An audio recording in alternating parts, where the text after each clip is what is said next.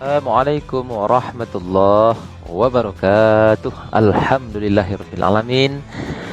Segala puji bagi Allah, Tuhan semesta alam, yang telah memberikan kita kembali berbagai macam nikmat, yang terutama adalah nikmat iman dan Islam. Kita tetap dapat mengikuti pelajaran ini untuk melaksanakan perintah wajib dari Allah Subhanahu wa taala tentunya. Anak-anak Bapak, mari Bapak ingatkan kembali, sama-sama niatkan belajar ini karena Allah, karena menjalankan perintah Allah, agar semua yang kita lakukan dalam mengikuti jam pelajaran agama Islam ini mendapat nilai pahala dari Allah Subhanahu wa taala. Baik, hari ini kita kembali melanjutkan pelajaran kita di bab 2 tentang tasamuh. Ini pelajaran tentang akhlakul karimah.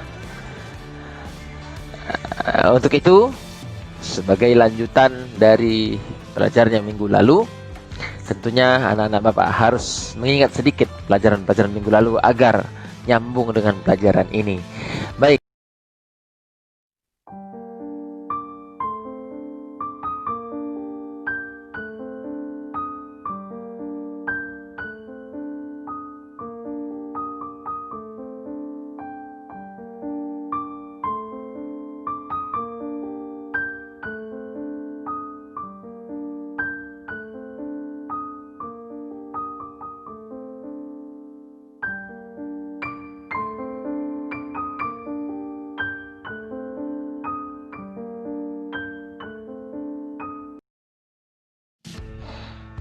Anak-anak Bapak, mari sama-sama kita pahami mengenai toleransi dalam kehidupan ini. Dan kalau minggu lalu kita sudah membahas tentang toleransi dalam hal muamalah dari segi kehidupan, perbedaan warna kulit, buruk, cantik, tinggi, rendah, panjang, pendek, dan lain sebagainya, maka itu akan berkaitan dalam hal pemahaman tentang beragama. Nah, sekarang kita coba pahami bagaimana toleransi dalam beragama itu. Ini sangat penting karena ini berkaitan dengan akidah dan keimanan kita. Pertama, harus dipegang teguh ini, harus diingat benar-benar, karena ini yang penting dalam kehidupan kita di dunia dan akhirat, bahwa toleransi dalam beragama itu yaitu sikapnya itu saling menghormati dan menghargai antar penganut agama lain, saling menghargai, menghormati antar sesama umat beragama. Apa contohnya? Seperti tidak memaksakan orang lain untuk menganut agama kita. Tidak boleh ada paksaan, ya. Allah sendiri pun tidak memaksa orang untuk masuk Islam. Namun Rasulullah dulu wajib menyampaikan. Kalau kita sekarang ini menyampaikan tidak perlu seperti Rasulullah lagi. Cukup dengan media saja. Banyak media cetak, media elektronik, dan lain-lainnya. Sampaikan. Kalau tidak mau, tidak usah. Kemudian tidak mencela atau menghina agama lain dengan alasan apapun. Tidak boleh. Kecuali untuk menceritakan di kalangan kita sendiri apa kekurangan. Itu untuk kalangan kita. Jangan sampai mereka mendengar supaya mereka tidak merasa tersinggung. Kemudian tidak melarang ataupun mengganggu umat lain, umat agama lain maksudnya, untuk beribadah sesuai agama kepercayaan masing-masing, selama itu tidak mengganggu tidak mengganggu kehidupan kita bermuamalah. Kalaupun mengganggu, jangan main hakim sendiri, laporkan kepada pihak yang berwenang untuk menangani itu, ya.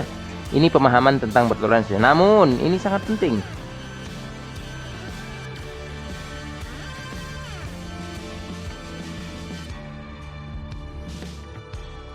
Kita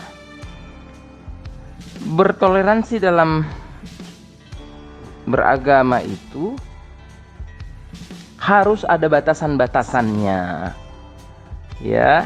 Yang toleransi seperti yang tadi kita pahami itu sudah cukuplah itu. Jangan sampai melebihi batas. Apa itu? Mengikuti kegiatan agama lain dengan alasan atau atas dasar toleransi, itu tidak boleh. Sama sekali tidak boleh. Kenapa? Saling menghargai saja, saling menghormati saja. Jangan sampai mengikuti. apabila kita harus mengikuti agama lain demi menghargai atau mengatasnamakan toleransi, justru itu malah bukan toleransi. Itu namanya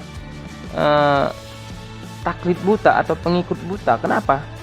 Ya, agama masing-masing kan berbeda ajarannya, berbeda ritual ibadahnya. Jalankan saja ritual ibadah sesuai dengan ajaran agama masing-masing. Kalau kita dengan agama Islam, kalau ada yang ikutilah, ayolah kita bekerja sama dalam hal ibadah. Oh, no. Kenapa? Ini sudah pernah dicontohkan oleh Rasulullah, seperti firman Allah dalam surah Al-Kafirun. Sama-sama kita perhatikan. A'udzu billahi minasy syaithanir rajim. Bismillahirrahmanirrahim. Qul ya ayyuhal kafirun la a'budu ma ta'budun wa la antum 'abiduna ma a'bud wa la ana 'abidum ma 'abadtum wala antum abiduna ma a'bud lakum dinukum waliyadin. Hai orang-orang kafir, aku tidak akan menyembah apa yang kamu sembah, dan kamu bukan penyembah Tuhan yang aku sembah.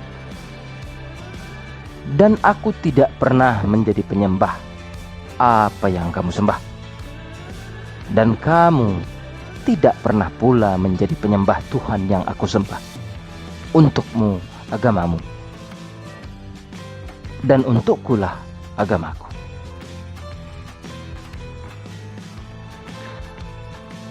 Asbabun nuzul dari surah Al-Kafirun yang sudah kita baca bersama tadi adalah waktu Rasulullah SAW diajak bernegosiasi oleh beberapa orang dari suku Quraisy.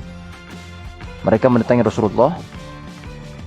Pada saat itu mereka ingin bernegosiasi mengenai peribadatan. Waktu itu Rasulullah hidup berdampingan dengan mereka yang berlainan keyakinan.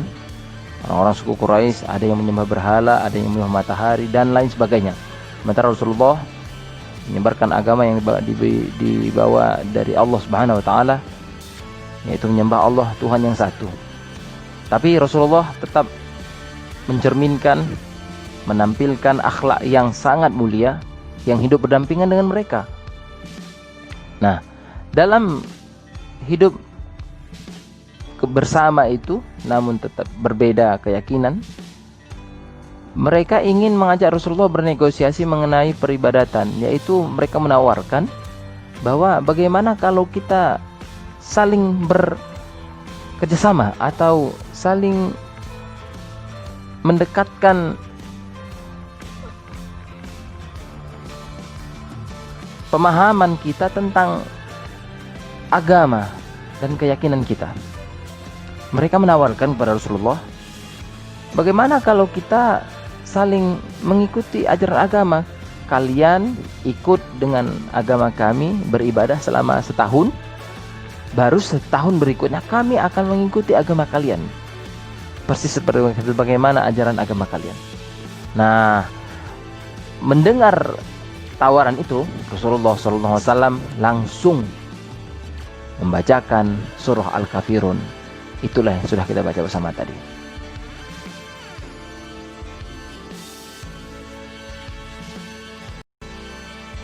Jadi sudah jelas surah Al-Kafirun itu mengatur bahwa toleransi oke, namun dalam urusan agama, akidah, ketauhidan tidak ada negosiasi atau toleransi. Justru kalau ada toleransi dalam hal itu, justru itu adalah tidak toleransi. Kenapa? Karena agama yang menyatu-nyatukan atau memaksa secara tidak langsung penganut agama lain untuk mengikuti agamanya, itu tidaklah toleransi. Dalam urusan agama tidak boleh bernegosiasi atas alasan toleransi atau menghargai perbedaan. Namun dalam hal bermuamalah kita wajib bertoleransi. Ya, dahulukan agama yang bersifat wajib, barulah kita barulah kita melakukan toleransi dalam hal-hal yang lain. Dahulukan agama yang bersifat wajib atau haram jika berbenturan dalam waktu yang bersamaan dengan hal-hal yang lain.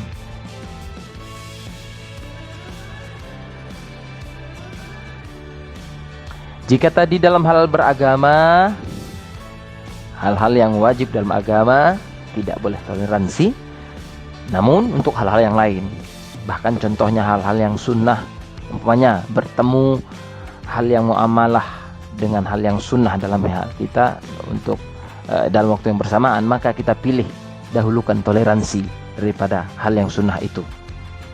Ya, jadi kita wajib bertoleransi atau tasamuh, hargai perbedaan, karena perbedaan itu sendiri sebetulnya adalah Allah yang menciptakan. Ingat, kalau Allah sudah menciptakan, pasti ada hikmah di baliknya. Jangan kita sok-sokan, jangan merasa paling benar, supaya kita mudah menerima perbedaan. Orang yang mudah menerima perbedaan, otomatis toleransi akan tercipta dengan sendirinya. Oh, kalau kita mau membuat sebuah kata saja, kita perlu beberapa huruf yang berbeda. Kalaupun kita akan membutuhkan beberapa huruf yang sama, pasti kita butuh yang berbeda. Begitu juga hidup kita. Kalau hidup kita ini sama semua, takkan menjadi sebuah peradaban. Paman anak Bapak, contoh kita lihat dulu sini, indah. Bapak mau bilang kata indah. Kalau kita mau membuat kata indah, kita butuh satu buah huruf I, satu buah huruf N, satu buah huruf D, satu buah huruf A, dan satu buah huruf H. Dari 5 huruf ini tidak ada yang sama. Tapi ketika mereka bersatu menjadi sebuah kata yang indah. Indah? Indah kan? Iya. Kemudian, ingat, Allah membuat perbedaan. Allah maha bijaksana. Kenapa? Allah lebih tahu dengan perbedaan itu manusia saling memerlukan, saling membutuhkan. Kalau semua sama, aku nggak butuh sama dia, aku udah ada kok. Aku udah ada, aku nggak butuh. Kemudian Allah juga bijaksana. Kenapa? Karena dengan perbedaan Allah tahu roda kehidupan manusia akan berjalan. Ada yang kaya, ada yang miskin. Kalau semua kaya, nggak ada yang miskin. Siapa yang jadi pembantu? Siapa yang jadi tukang gojek? Siapa yang jadi tukang sapu? Siapa yang jadi OB? Bukan berarti rendah, enggak. Bapak nggak bilang itu rendah pekerjaan. Cuman kan, siapa yang mau menjalani profesi itu kalau tidak ada perbedaan? Kemudian, Allah maha tahu, nak. Allah maha tahu siapa yang pantas jadi hitam, putih. Siapa yang pantas punya hidung mancung atau gigi mancung. Atau siapa yang pantas punya hidung pesek atau muka pesek. Siapa yang pantas tinggi atau rendah? Allah yang tahu. Kenapa? Karena kalau semua orang tinggi, maka susah. Siapa yang akan mengerjakan pekerjaan-pekerjaan yang butuh orang pendek? Siapa yang akan memakai itu apa sisa bahan pakaian yang sisanya cuma tinggal sedikit, bahan udah habis tinggal sedikit. Kalau ada orang kecil kan bisa untuk orang yang kecil yang pendek begitu. Kemudian Eh, Allah lebih tahu, nah. Allah lebih tahu. Apa itu?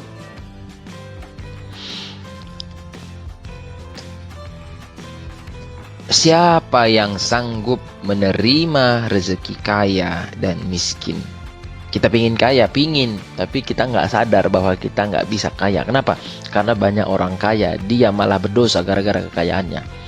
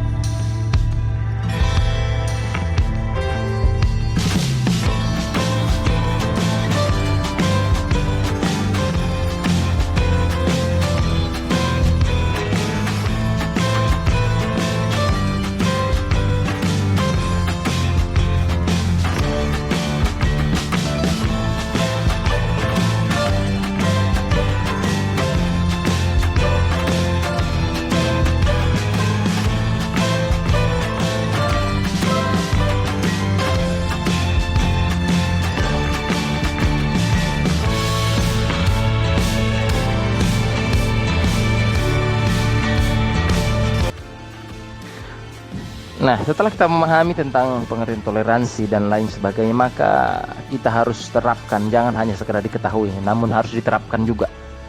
Implementasikan toleransi itu atau terapkan toleransi itu dimanapun berada. Di sekolah contohnya, ya berteman, jangan pilih-pilih. Harus yang kaya-kaya saja, yang pintar-pintar saja, jangan. Atau di sekolah, ada orang yang agak rendah kemampuannya, lalu kita menjauhinya atau kita mengejeknya, kita meledeknya. Atau ada teman yang memberikan pendapatnya kurang tepat, kita ketawa, ya itu juga nggak toleransi. Ya, perbedaan-perbedaan di sekolah itu harus kita terima, harus kita hargai, jangan ada diskriminasi. Di lingkungan masyarakat juga kita harus membiasakan diri untuk memahami perbedaan-perbedaan, sehingga kita bisa bertasamuh dengan baik. Di masyarakat itu berbagai macam karakter, berbagai macam suku bangsa. Makin banyak orang kita kenal, makin banyak perbedaan. Namun makin banyak perbedaan itu yang kita tahu, berarti makin banyak pengalaman kita. Untuk itu, pengalaman itu hendaknya mendidik kita untuk menjadi orang yang sangat toleran dalam hal muamalah terhadap siapapun. Jadi intinya di mana saja pun kita berada, toleransi itu atau tasamuh itu harus tetap kita terapkan. Ada beberapa sikap yang harus kita miliki agar kita dapat mengerti bahwa perbedaan adalah rahmat. Ya, sebetulnya perbedaan itu rahmat bagi orang yang memahaminya. Bagaimana supaya kita bisa memahami itu dan menjadi rahmat bagi kita? Satu, sadari bahwa Allah yang menciptakan segala perbedaan. Pasti ada hikmah di baliknya. Kemudian, miliki wawasan yang luas. Bagaimana cara memiliki wawasan yang luas? Mungkin bisa rajin membaca, rajin bertanya kepada orang atau berdiskusi. Supaya apa? Supaya kita bijak dalam menghargai dan menghormati orang lain. Kemudian, pengetahuan kita dan keterampilan harus kita olah. Jadi perbedaan itu menjadi sebuah aset atau potensi bagi kita. Bapak udah bilang minggu lalu bahwa kalau ada orang kaya pasti ada miskin. Bagaimana caranya supaya kaya dan miskin itu menjadi aset atau potensi bagi kita? Kalau ada orang yang bodoh, kita pintar, justru itu aset bagi kita, potensi bagi kita untuk mengajar orang yang pintar. dan lain sebagainya. Kemudian hindari sikap selalu merasa paling benar dan paling pintar. Nauzubillah. Kadang-kadang kita ini yang membuat sering kita tidak sadar. Ayo sama-sama selalu kita ingat itu supaya egoisme itu kadang yang membuat kita selalu larut dalam ketidaktoleranan. Kemudian yang terakhir, tidak memaksakan kehendak, ya, jangan memaksakan kehendak. Jadi poin-poin ini merupakan hal-hal yang harus kita terapkan supaya kita memiliki pemikiran dalam benak kita bahwa perbedaan itulah rahmat. Bapak ulangi, perbedaan adalah rahmat. Itu yang harus kita tanamkan dalam pikiran kita.